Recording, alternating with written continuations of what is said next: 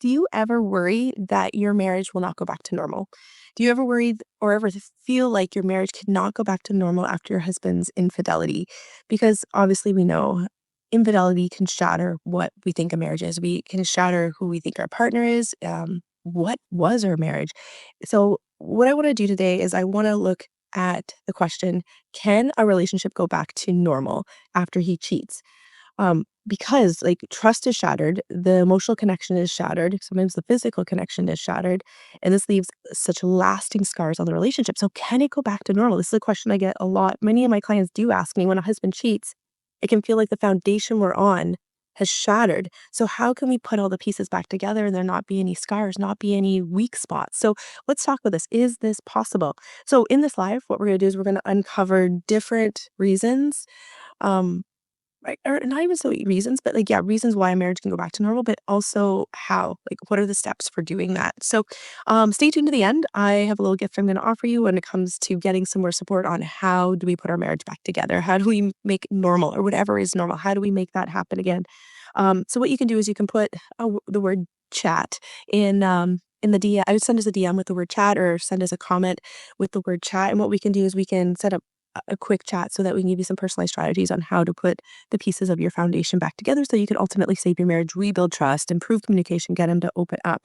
Yeah, so let's leave it at that. I'm Beth Miller, by the way, Beth Miller, and I am a marriage coach, a relationship expert, a hypnosis expert, and I'm helping women save their marriages every single day. I developed a method called the Marriage Saver Method, and yeah, it's phenomenal. We support our clients every single day. We are using neuroscience to change the brain, so that yeah, you can ultimately save your marriage. Okay, let's do this. I have, I think, 6 or 7 ways that we can save a marriage. So if you have any questions, pop them in the chat and I'll answer them as we go through. So you might be at the stage where you're really sad right now, grieving right now, angry right now, because deep inside, you know you want to save your marriage, but just there's so many emotions moving around. So before we can even move into normal, and we'll talk about normal in a few minutes, like we really have to know your worth. Number one, like, are you worthy? Are you worthy enough to make a decision? Like, do you know what you want? Like, is your worth intact that you're like, okay, I can make the decision whether to stay or go, or do I need the clarity? I don't know if I'm being taken advantage of or if I'm a fool. Um, I don't know if I'm stupid for staying. Like if it was my own daughter or my own son, would I tell them to run for the hills? So first off, we have to know your worth. So cheating, it rocks the, like I said, the core beliefs of a lot of the beliefs of I'm enough.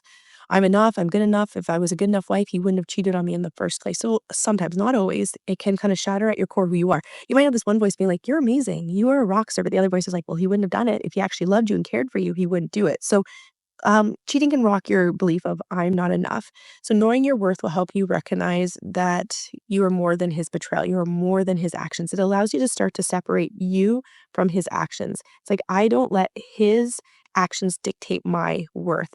So knowing your worth allows you to reclaim your self-esteem. It allows you to create that confidence, it allows you to listen to your intuition instead of hearing the other voices of you're not enough, you didn't do enough, you could have done more. This is partly your fault. So you need to recognize that obviously you do deserve love. You deserve to love yourself. So if you find yourself trapped in maybe, sorry, there. So okay, we're back. I apologize for the glitches. Are we all good? All right, we're good. Okay, so step one when it comes to self-worth is we really need to have that awareness of that inner voice. What's the voice telling you? Is it telling you things like, I'm dumb for staying, I'm an idiot, I'm stupid, even though you know it's not true. I'm a fool. Like if people knew this, they think I'm a fool, or people do know it and I'm embarrassed that they do know. So step one is having that awareness of the beliefs. And the beliefs usually drive is I am statements, I am not statements. And so we want to check in with those. And then we want to ask ourselves, are they based on fact? Well, yeah, you know what? I would like some people would say, yeah, like if someone gets cheated on once, twice, 3 times, they are stupid for staying. There is societal beliefs, and we call those ingrained beliefs. So those are things that society has taught us, like your husband cheats, run. So we got to check in with this voice in our head. Is it your voice? Is it your heart? Is it your truth? Or is it someone else's voice in your head? Or is it a limiting belief that you have about yourself? Um, so we want to ask yourself, what is this voice within you when it comes to worth based on? And I know we're talking about can you get back to normal, but this is the foundation. Like you need to feel normal again before we can even figure out if your marriage can get back to normal. So with that said, we need to get back off into the root memory of what maybe caused this worth. Is it just present? Is it just the infidelity? Or is it also potentially like childhood stuff, like not like feeling excluded or not doing well enough at school? So what we do is we use a process like we call it these deep hypnosis infidelity audio tracks that will help you connect with who you are. The self doubt hypnosis audio track. We listen to these different ones, which really help us go back to times where we didn't feel like we are enough. It might be something go to a time you didn't feel like enough, and it might be flash, flash, flash, different memories, and we're unpacking those in a really deeply relaxed and not asleep state. And when you do that, it's like you can close the chapter to those times of your life. And you're like, that is not that past of what happened to me. That story is not my story today. And we could really separate past pain from current pain. Um, so it's not as easy as just jumping into like, I am worthy. I want my marriage because sometimes we just don't believe it. So we have to truly believe it at such a deep level. Okay, I have a question here. Um, my voice says stay, but he is still not. He's still not. I can't read that. Talking to the girl he cheated with and is not. Okay, so sorry. Maybe okay. I can't quite read it. So I apologize here. Um, he says. Yeah, it didn't quite come through the whole message there. I'll come back to that one too. So the voice says stay, but if he's still talking to her or not talking to her, we can talk about that in a few minutes. Um, so yeah, we have to start with this worth and figure out, okay, is my worth in a normal place? And then from there, step two is, okay, if it's not in the place it needs to be, like I know I have all these little voices in me that are like chatting different things, saying, like, I don't feel in control. I don't feel lovable. I don't feel heard. I feel lonely. I feel neglected. I feel abandoned. I feel like I'm doing a lot of things for other people. I feel anxious. Like we got to dig into those things that aren't the desirable voices in our head that we want to hear. And that's when we have to start the healing. And so we really want to witness these voices in our head. And I don't want to say like you have a mental disorder of bipolar or schizophrenia. There's not something going on that you need to have a diagnosis. It's just we literally talk in stories in our head. It's like sometimes we have conversations with ourselves. So we want to start the healing process of that. We have to get yourself to a normal place before we can figure out if your relationship can turn to normal. And often when I work with women, they become better than their normal. What were they were before is not who they are. They're like, I'm more empowered. I am so confident. My boundaries are spot on. I am in a really good place. So normal, you're normal before is most likely what you will not be once you're done this process. So I witnessed so many transformations when women allow their pain to turn into purpose, when they can really, really take empowerment over the past pain, where they can be like, this made me a better person, which is crazy for some of you to hear right now. You're probably like, I can't imagine how this would make me a better person. But it definitely opens up some deep emotional wounds, some that are really, really old that you're like, I thought I was over that pain of my high school boyfriend cheating on me, but all of a sudden it's bringing up some of that pain in this 20, 30 years later. So yeah, we really want to use like a deep hypnosis state or like a theta brainwave state to really access a lot of that past pain, present pain that really needs to be pulled out. We want to just talk about it. When we keep talking about it, we keep talking about the same things we're thinking, and you're reinforcing those beliefs in your brain, those stories in your brain, and we want to stop. We want to get off the hamster wheel. So we actually want to do anything but talk about it. We want you to go inward, and we can guide you on that. Go inward and let's deal with the stuff that's going on within your brain and figure out I don't want that to operate that way anymore. So um, we want to focus on releasing any negative emotions, any anger, any pent up resentment, betrayal, so that you can then replace it with self compassion, love for yourself, security, safety, forgiveness, and healing. That's what we want to replace it. We want to like have your backpack and take off the heavy bricks out of it, and then put in the loving, supportive ones that make you feel light, at peace, and feel joy. Okay, number three. Um, yeah, we wanna create a safe space for communication because now when you're in a normal place, we can't really heal the marriage until you're doing a lot better because you're just gonna bring all your triggers right into the conversation. So now you can start to create a safe place for communication. It actually starts with you creating that safe place. You need to set the tone for this. So he may get defensive, he may shut down, but you wanna make sure that you're not judging him and that you check your heart rate, as the Gottmans would say. If your heart rate gets over 90 beats per minute, shut down the conversation and give a repair time. I'll come back in 15 minutes. So we need to create this space where you're not triggered. And if you are triggered, you take the time away. So you're setting an example here. And plus, when we're triggered, it means that there's usually some inner work that still needs to be done. And we need to unpack some stuff within your mind. So we need to create this safe space where you feel comfortable expressing your emotions safely, expressing your feelings, expressing your needs, regardless of his reaction. But again, honoring his boundaries too. What are his boundaries? Like, does he not want to talk about that at all? Then we have to come to a consensus that I need to talk about this. If this is not the right time, eventually we need to. We can help coach you through that. And using, of course, the standard like I statements, not using you do this. Um, you want to validate their feelings. I love statements like that create curiosity. Like, tell me more. Tell me more. Open ended. I understand. That's really interesting. Um, can you explain XYZ? And so it's open. It's not like yes or no answers. We don't want yes or no answers. So from there, what we want to do is we then want to really work on these boundaries. Okay, so you're starting communication. Even if he's not communicating right, you're communicating differently. You're creating a non judgmental space. You're generally happier. You're feeling more at peace. And this is going to change his vibration as well. You're already acting at a higher level. You're up leveling, and he needs to come up with you.